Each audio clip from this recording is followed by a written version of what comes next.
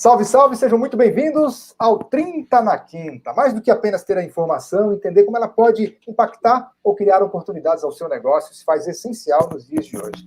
E este é o nosso propósito com o 30 na Quinta, que traz as principais pautas da semana sempre discutidas, com muita perspicácia por Caio Camargo, Fred Alecrim e por este que vos fala, Luiz Henrique, de uma maneira descontraída e dinâmica, toda quinta-feira, a partir das 21 horas, tem vídeo novo no ar. E hoje, o 6º episódio aqui do nosso 30 na Quinta, né? E aproveita agora, se inscreve aqui no nosso canal e entende antes como aplicar a informação correta ao seu negócio. Vai lá, se inscreve para ativar nosso sininho toda vez que a gente publicar novos vídeos. É isso aí, todas as vezes que a gente tiver novos vídeos, você vai ser informado de um novo episódio do 30 na Quinta. Boa noite, Caio Camargo. Boa noite, todo mundo, tudo jóia? Vamos lá, mais um episódio no ar, 30 na Quinta no ar, vamos embora. Fred Alecrim, tudo bem? Tudo massa, boa noite, Lula, boa noite, Caio. Hoje é o 5º programa, dia 6, quinto programa. Verdade, cara, é o 5º, porque semana passada completamos um mês de 30 na Quinta, é verdade, obrigado pela correção. Olha, no programa de hoje, consumo consciente, né, mais produtos sustentáveis nas sacolas. Apple adquire a MobiWave, startup que transforma iPhones em terminais de pagamento. Magalu compra a startup Hub Sales. Cubo reabre nesta segunda-feira com um novo modelo de negócios. E olha, gente, Dunkin' Donuts, McDonald's e Starbucks estão fechando centenas de lojas nos Estados Unidos e a gente vai entender melhor no programa de hoje. Vamos, então, à primeira notícia, né? Vamos aqui, deixa eu ver, eu vou abrir aqui a minha pauta. Primeira notícia de hoje que está publicada lá no Nova Varejo, consumo consciente, mais produtos sustentáveis nas sacolas.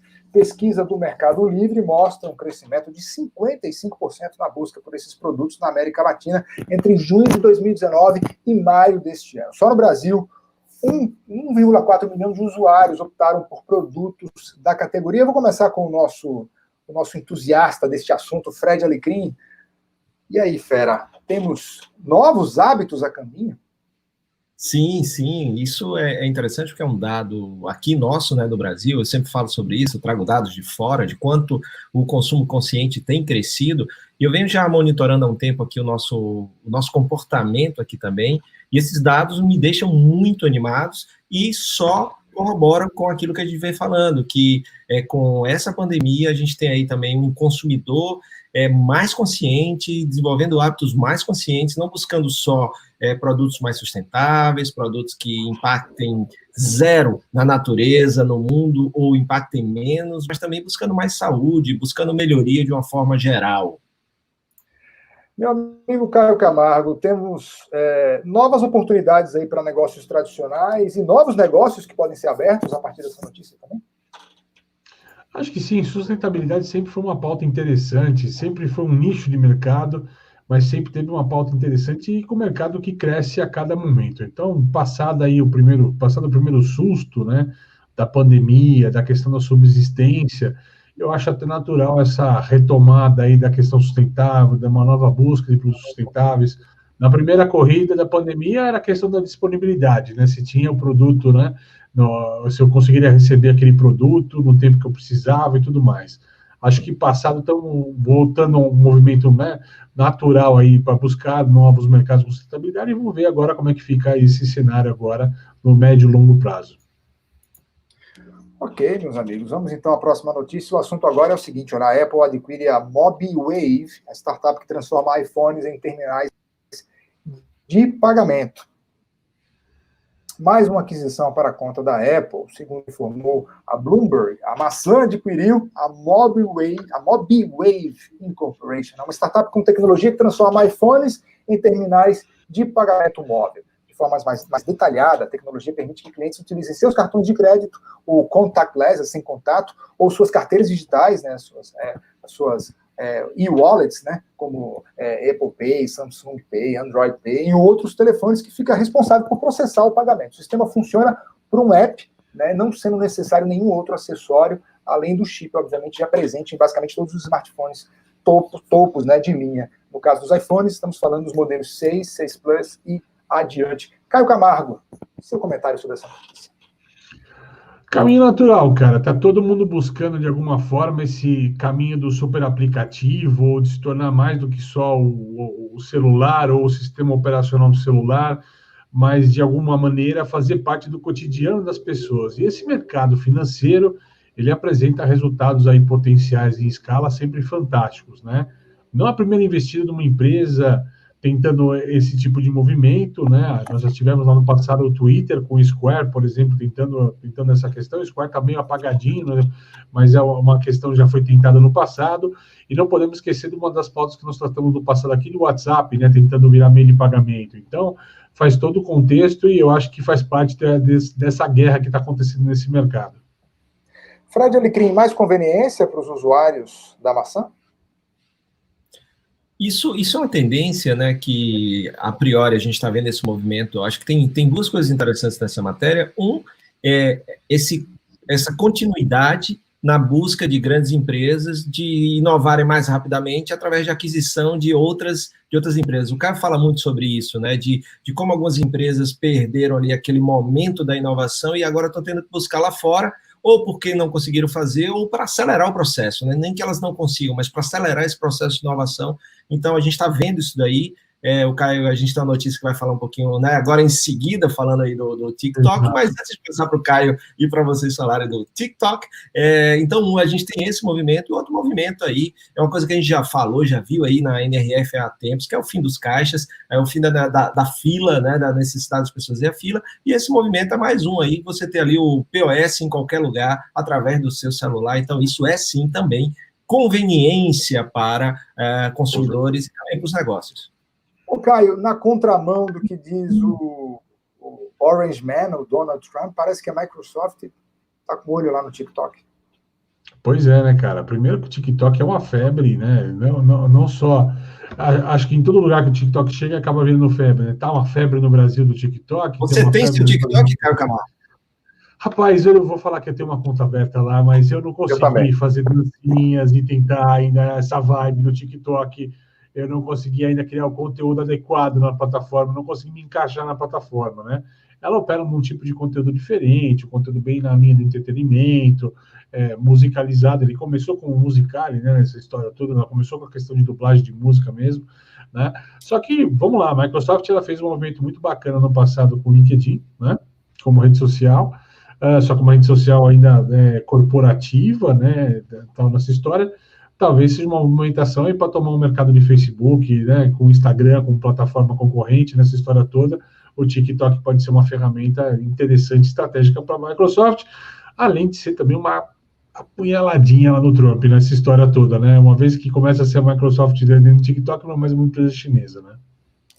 E essas empresas ali do Vale do Silício são nitidamente mais democratas do que republicanas, né? Então, vivemos, inclusive, uma eleição na América, né? Vamos mudar de assunto, então. Olha, o assunto agora é o seguinte: a Magalu compra a startup Hub Sales. Eu estou aqui usando a minha pauta aqui eletrônica, gente. Espera aí que a notícia não entrou, mas está aqui, com plataforma que conecta fabricantes a consumidores finais. A empresa entra no comércio. O Fred não é muito entusiasta dessas F2C ou outras coisas mais, daqui a pouco ele explica melhor. A Magazine Luiza anunciou a aquisição da startup Hub Sales, especializada em clusters. São polos de produção especializados, cujas fábricas passam a vender diretamente ao consumidor final por meio de plataformas digitais. O valor da transação não foi informado pela companhia. Fundada em 2015, a startup implantou a modalidade de comércio Factory to Consumers, né? Assim, você fábrica para os consumidores em Franca, que é esse polo é um polo conhecido de sapatos e também, obviamente, do basquete, para os amantes do basquete como eu, um dos maiores polos calçadistas do país, localizado no interior de São Paulo. Fred, começando por você, vamos explicar um pouquinho do conceito, para depois explicar o que a Magazine Luiza faz neste momento, ela que cresceu assustadoramente, sobretudo no ano de 2020, né? Pois é, e assim, olha que interessante, eu estava falando do movimento, né, das empresas de buscarem empresas já existentes como meio de acelerar o seu processo de inovação e de ocupar espaços. E é o que a Magazine Luiza está fazendo muito bem, já vem um tempo. Eu acredito que se, né, a gente for fazer uma comparação, movimentos que a Magazine Luiza está fazendo hoje para o mercado brasileiro, considerando empresas brasileiras, se compara o que a Amazon, né, vem fazendo há um tempo, e buscando preencher espaços, aumentando, e um deles é esse espaço do marketplace, onde, né, esse F2C, o que você falou aí, na verdade é da indústria diretamente para o cliente. E aí você pega, você falou também esse nome bonito, os clusters, né? Então você tem ali fabricantes de calçados de uma determinada região que, através desta empresa, da Hub Sales, vendia diretamente para os consumidores finais. E aí, com a compra, agora essa ferramenta vem para dentro do marketplace do Magazine Luiza. Ô, Caio, onde é que a Magalu vai parar, fera? Essa é a resposta de 1 milhão de reais. Aliás, não é nem 1 bilhão, vamos colocar nessa história toda, né, cara? Já passou, né? A metáfora já foi quebrada nessa história toda até. Rapaz, eles têm uma movimentação muito grande para tentar ser um Amazon, né, no país, tentar buscar com um super aplicativo, um pouco do que a gente falou no começo, né, de você tentar envolver a venda dos consumidores em várias frentes. É legal lembrar alguns detalhes que vocês passaram aqui nessa história. Primeiro, né, é uma startup de Franca, que também foi onde a Magazine Luiza nasceu, é importante dizer isso, né, foi onde nasceu, e tem esse papel do marketplace que é super importante, né. O Hub Sales, na verdade, ele é, né, hub, né, hub vem de hubs, ele conecta hubs, né, numa mesma plataforma e puxa aquilo tudo, fazendo com que a ponta lá da empresa venda. Imagina juntar várias cooperativas num grande marketplace direto ao consumidor. Tá? Pensem dessa forma, que eu acho que fica mais simplificado em entender essa movimentação. Mas a Magazine, ela também, não podemos esquecer, Fred, que ela é uma referência na compra, né, de ir atrás do mercado em busca de soluções complementares a seus negócios, aqui complementem essa jornada homem, nessa nacional digital, como a gente fala, mas também ela é uma referência no desenvolver, né? Um dos grandes cases de uma empresa que desenvolve suas próprias inovações e tal é a Luiza Labs, da Luiza, né, tal. Então, é uma frente muito interessante, então ela consegue ser referência tanto na aquisição quanto na produção, aí, no desenvolvimento também de tecnologia própria. Deixa eu aproveitar que a gente tem um tempinho ainda, Fred, Caio. A minha posição aqui é de comunicador. 4 episódios depois, estamos no quinto, a gente está melhorando o time nessa história. Tá vendo? É verdade, é verdade. Dos amigos que moram na América, eles comentam que a Amazon, enfim, é impressionante, né? Como ela abocanhou o mercado americano, o próprio Jeff Bezos aí, reiteradas vezes, o homem mais rico disso, daquilo, ganhou tanto, sempre aquelas matérias peculiares, assim, aí se separa, aí cria a mulher mais rica do planeta, enfim. A Magalu está para o Brasil como a Amazon está para os Estados Unidos hoje? Já chegou nesse ponto? Não, porque assim, ela tem uma cobertura nacional interessante, mas assim, ela está sendo acompanhada de maneira bem próxima por outros players. Considerando os players nacionais, a gente pode falar o pessoal da B2W e o pessoal também vai fugir o nome bem na hora do ao vivo, mas ok. De outras companhias aí que estão próximas dela correndo. Não podemos esquecer também de Amazon, da própria Amazon mesmo aqui no país, ou até mesmo de uma influência indireta do próprio Alibaba, que já tem números importantes construídos aqui no país, gente. Então, assim, são players, é uma corrida que, se aqui no Brasil ninguém conseguir se destacar com a velocidade necessária, correm o risco de alguém de fora atropelar esse mercado. Entendeu? Atropelar esse mercado. Caio, o bacana disso é que a Magazine Luiza vem se movimentando, diferentemente de outros mercados que a gente vê, que o cara deixa alguém de fora vir e ocupar e só aí começa a reação. A gente vê, por exemplo, desde o anúncio da Amazon chegando, a Magazine Luiza já vinha trabalhando isso, né? E é claro que você acaba dificultando a chegada, porque você já preencheu alguns espaços, né? Mas acho que sempre tem espaço, cara. Se aparecer alguém que te venda alguma coisa melhor, mais barato, mais rápida, que é aí onde está a questão da competitividade, na logística principalmente, a gente vem falando sempre isso nas nossas questões. Então, assim, há sempre espaço para ser mais competitivo. Então, não importa se você quebra um recorde mundial de velocidade, daqui a alguns anos pinta alguém que corre mais rápido que você e quebra o seu recorde, né? Só para não esquecer a referência eu acabei esquecendo da Via Varejo, né? Então, nós temos B2W e Via Varejo acompanhando aí, cabeça a cabeça com a Magazine Luiza, buscando esse player o tempo todo. Até a Via Varejo foi uma referência interessante na pandemia de retomada, crescimento, valorização de bolsa, então vale a pena estar olhando nesse escopo ali. E é bacana para a gente ver empresas nossas aqui, né, brasileiras, conseguindo, né, ocupar esses espaços, serem concorrentes realmente fortes não serem presa fácil, por exemplo, como a gente viu muitas vezes acontecendo lá fora, ou mercados que a Amazon chegou, ou outros grandes, né, Caio? E tem mercado para todo mundo. Acho que a parte importante é essa. Tem mercado para todo mundo, né? Nós estamos falando de um mercado pós-pandemia que não vai chegar a 10% no digital.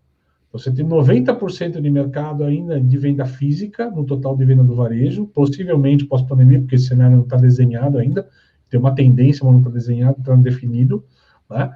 Então, assim, mas nós estamos falando de players que estão tentando ativar no digital. Então, você tem 90% do mercado a ser conquistado, né? A ser alterado nessa história. Então, é fantástico ainda o que pode ser feito e onde pode se chegar. Eu, como consumidor, eu resumo a Magalu como tudo ao mesmo tempo agora, quando eu for comprar alguma coisa neles.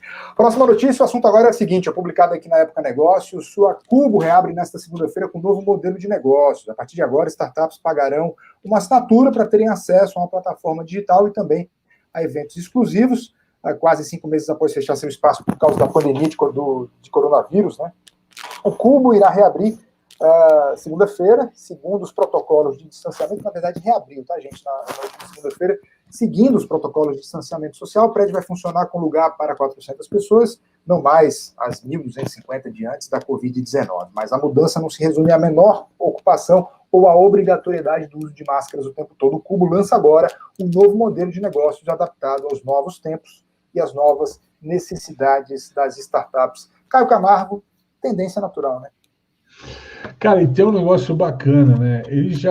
Tanto eles como o próprio, em São Paulo também muito conhecido também, além do Google Campus também, o InovaBra, que é um outro espaço desse privado, né, tal, que com parceria, tal, criando essas questões, eles estão trazendo à tona o que se falava no Marcelo, que é a questão de comunidade. Então, sai essa ideia do espaço locado, né, do estar no espaço, e começa-se um trabalho mais de pertencer a uma comunidade do Cubo, pertencer a uma comunidade InovaBra, pertencer a uma comunidade Google, né? E eu acho que esses são termos que vão ficar mais fortes aí, talvez por essas questões dos próprios espaços aí mais restritos por conta de pandemia, mas assim, eu acho que é um conceito que veio para ficar, esse conceito de se criar comunidades mesmo. Fred Alecrim. Bom, primeiro, é um movimento muito interessante, né? Eu já achava o Cubo interessante antes, como você falou, 1.200 pessoas, várias startups, realmente um ambiente muito interessante para quem está empreendendo, para quem tem sua startup. Esse novo modelo, ele reforça, como o Caio falou, uma questão de comunidade, menos o estar lá e mais um público que vai... Estar com, né? Estar com, exatamente, mais de conviver, então eles têm espaços para eventos, para que você possa ir lá, conviver com as pessoas, aprender, trocar ideia, mas não necessariamente todo mundo ficando ao mesmo tempo e agora. E isso, para mim, dita muito um pouquinho, até pelo tamanho do Cubo, pela representatividade que ele tem nesse tipo de negócio aqui no Brasil. Isso pode ser aí um novo padrão para todos esses ambientes aí, coworks, hubs, que trabalham nesse modelo, e isso é uma coisa, né, Caio, que a gente vinha falando antes aqui de entrar no programa, que vai impactar, porque se eu vou ter, por exemplo, de 1.200 pessoas, eu vou ter 400, menos pessoas lá, logo eu também afeto ali aquela órbita daquele prédio, e isso você tem em vários lugares no Brasil, negócios, principalmente de alimentação e bebida, que são montados a partir daquele ambiente. Então, a gente percebe aí que isso também vai afetar outros negócios, tendo que repensar como vão funcionar a partir de mudanças como essa, se esse se tornar aí um padrão para esse tipo de negócio. O mercado de aluguel de grandes salas, né, tem passado por momentos complexos, porque tem muita empresa dizendo, olha, não preciso mais desse espaço, né, agora eu quero espaços menores, e no caso do Cubo, aí embora não tenha mudado de espaço físico, mas diminuiu a sua capacidade para receber as pessoas. Bora mudar de assunto ou Caio quer acrescentar mais alguma coisa? Eu fiz uma conta essa semana com um amigo meu, Luiz Alberto Marinho, lá na Gouveia, né, e a gente estava batendo um papo. Ele falou assim, Caio, saiu um estudo, né, que nós estamos falando de mais ou menos aí, talvez que as pessoas vão 2 a 3 vezes por semana no escritório. 70% das pessoas que estão nessa modalidade gostariam de trabalhar dessa forma e talvez trabalhem dessa forma a partir de agora. Vamos considerar 3 vezes por semana, 2 dias a menos, isso é 40% a menos de movimentação nos escritórios, nessas ruas mais de serviços, nesses bairros mais movimentados aí de escritórios, né? Então, isso vai impactar 40% a menos de venda, né? No restaurante que serve lá o PF, na padaria que vende pãozinho ou café de tarde lá para o pessoal, né? Na lojinha de roupa que aproveita o fluxo da rua para vender, né? Então, assim, isso é o que o Fred falou, isso vai mexer muito nesse mercado, e nós vamos ter que assistir ainda qual vai ser o resultado dessa história toda. Exato, né?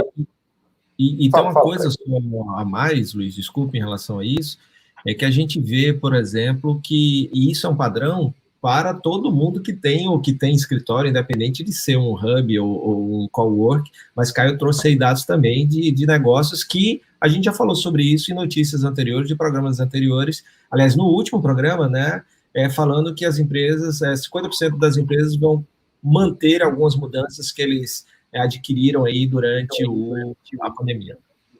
Seu moderador, tem um tempinho? Tem um segundo só para falar um negócio? Fala. Um segundo. Engraçado que essa semana saiu uma questão de pesquisa escolar e 70% dos pais não querem que os filhos retomem as aulas nesse ano, cara.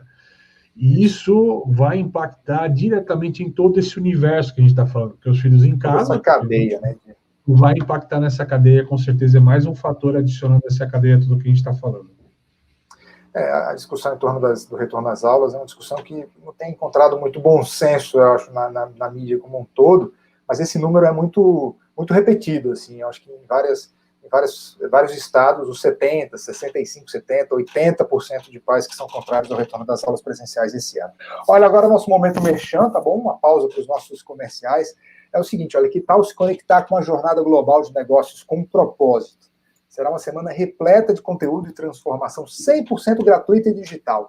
Empresas e speakers unidos por uma causa, melhorar o mundo através dos negócios conscientes. Eu estou falando do Prospera 2020. Você pode correr lá e se inscrever no www.prosperaexperience 2020. Né, tudo mudou, menos a vontade de mudar o planeta. Por isso, o maior fórum de negócios com propósito do país se mantém firme e forte este ano, 100% digital e 100% gratuito. Um monte de palestrante bacana, entre eles o nosso amigo Fred Alecrim, aqui do 30 na Quinta, referências nacionais e internacionais, tradução simultânea, 7 dias de evento e 30 horas, mais 30 horas de conteúdo transformador. Esse é o nosso merchan desta quinta-feira, né, falando do Prospera. E vamos para a próxima notícia, então, gente, que tem uma certa relação com a notícia passada, porque a Forbes americana publicou aqui o seguinte, olha, Dunkin' Donuts, que o Caio é fãzão aí, McDonald's e a Starbucks vão fechar centenas de lojas, né? A matéria dá conta de 1.400, combinadas as três, cerca de 1.400 lojas fechadas nos Estados Unidos. Aí eu pergunto para vocês, isso tem a ver só com a crise da pandemia, isso tem a ver com o realinhamento das lojas, ou isso tem a ver também com isso que a gente falou agora, né? Menos pessoas nos escritórios, menos pessoas no fluxo dessas lojas? Explique para os nossos ouvintes, começando com você, Caio. Totalmente direto, exatamente, eu acho que não é por conta da pandemia, mas é um reflexo da pandemia, é um reflexo dessa movimentação pós-pandemia que a gente está falando, e que isso é global, entendeu? As pessoas em home office, as pessoas mudando a maneira de trabalhar, de estar na rua, e isso está impactando diretamente esses negócios, que são negócios que dependem de alto fluxo, de alto tráfego na rua, né? Dunkin' Donuts, a gente conhece aqui no Brasil muito pelo donut em si, mas lá é uma cafeteria, né? Você tem o Dante como protagonista, mas tem o café lá muito nessa história toda, né? O Starbucks, que também é café, né? E o próprio McDonald's, que tem a comida fast food rápida nessa história toda. Então, são mercados afetados nessa história toda. Apesar do número, 1.400 assustar quando a gente olha ele dessa forma, né? Temos que pensar que são redes bem consolidadas nos Estados Unidos, com milhares de lojas nessa história toda. Considere isso podar a árvore, e não cortar pela raiz, tá? Eu acho que é uma questão de poda necessária, né? Ou seja, cortar, de fato, operações que estejam com problemas de caixa por conta disso, um franqueado ruim, por exemplo, uma situação dessa que pode acontecer no Brasil, né? Mas podar o negócio para que ele continue a crescer de uma forma interessante e sustentável. Fred Alecrim, assim como eu, um fã da Starbucks.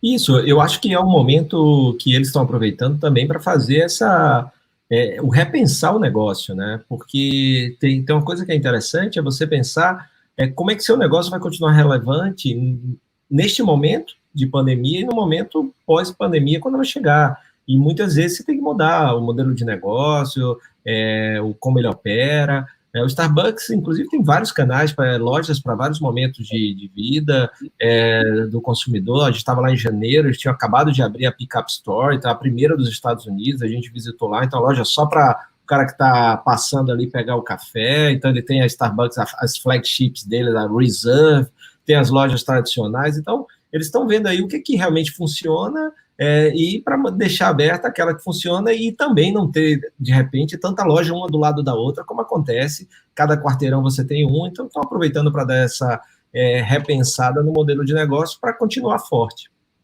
Impacta também diretamente nos espaços também, né, Fred, nessa história toda, o tamanho da loja e tudo mais. O Mac essa semana também está anunciando aqui no Brasil um aplicativo Papa Fila, né? Você compra, o aplicativo que antes era só para você escolher um produto, pegar um voucher, é para você comprar e papar a fila nessa história. Você já vai, pede, paga, e chega lá, pega a sacolinha e vai embora. Né? Então, assim... Adorei o nome Papa Fila. O nome é esse mesmo? Papa Fila?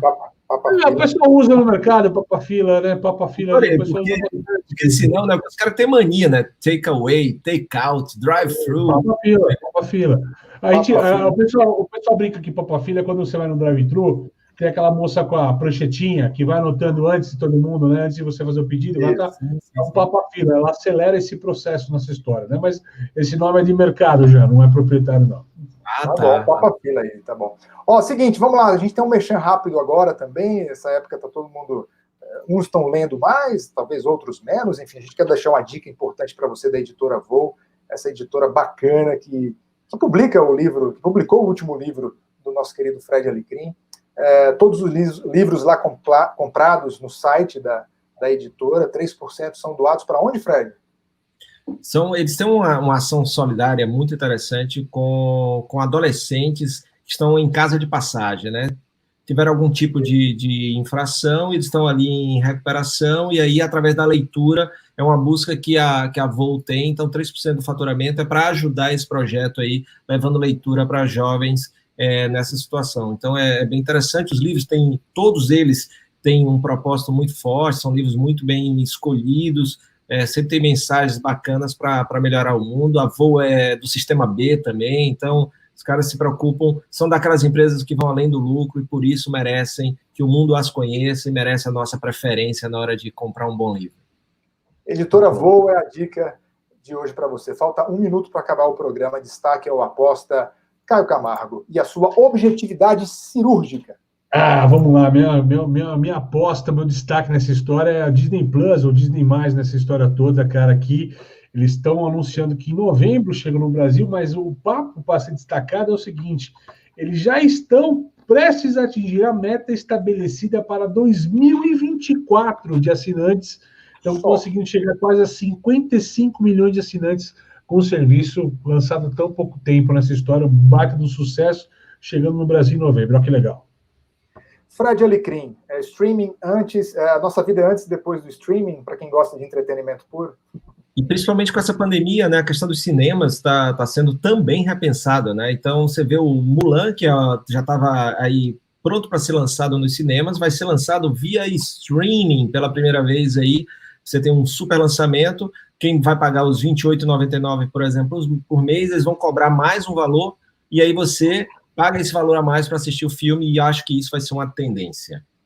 É isso aí, esse foi o 30 na Quinta desta quinta-feira. Se você gostou, compartilhe a nossa mensagem, se inscreve aqui para que quando a gente atualize toda semana com vídeos, você já seja notificado. Obrigado demais por sua audiência e compartilhe esse programa. Caio Camargo, Fred Alecrim, obrigado, até semana que vem. Até semana que vem. Valeu, moçada. Tchau, turma, obrigado.